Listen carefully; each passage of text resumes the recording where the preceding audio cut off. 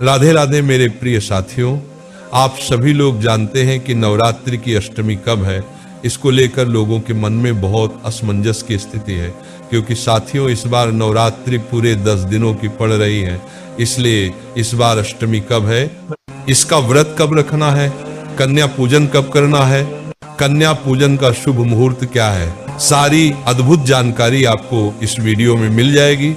देखिए मेरे प्रिय साथियों, नवरात्रि में अष्टमी तिथि का बहुत ही बड़ा महत्व माना जाता है, क्योंकि इसी दिन ज्यादातर लोगों के घरों में अष्टमी पूजी जाती है और इस दिन कन्या भोजन भी होता है।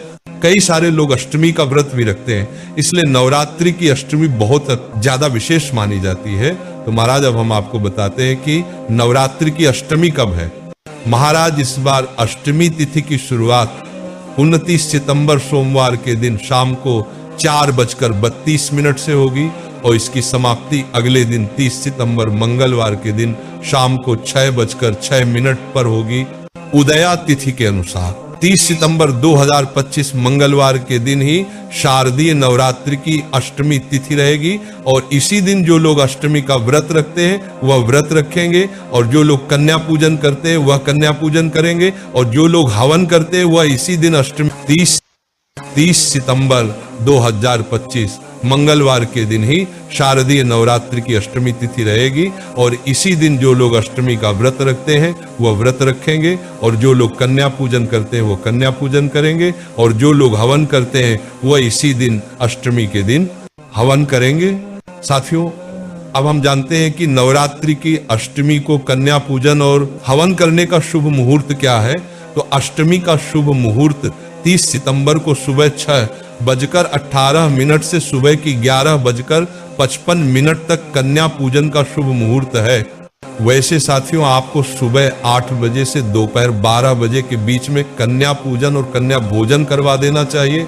इस दिन मां महागौरी की पूजा की जाएगी।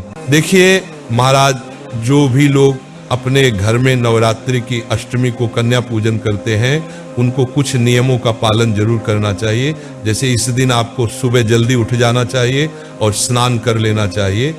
अपने घर की पूरी साफ सफाई करके भगवानों को स्नान कराना चाहिए और आपको इस तरह ऐसा भाव बनाना चाहिए कि आपके घर में स्वयं कन्याओं के रूप में 9 माता रानी आने वाली है और आप उनकी पूजन करने वाले हैं। और महाराज जो लोग अष्टमी को अपने व्रत को खोलते हैं तो वह सभी लोग हवन करने के बाद कन्या पूजन करने के बाद ही अपने व्रत को खोले।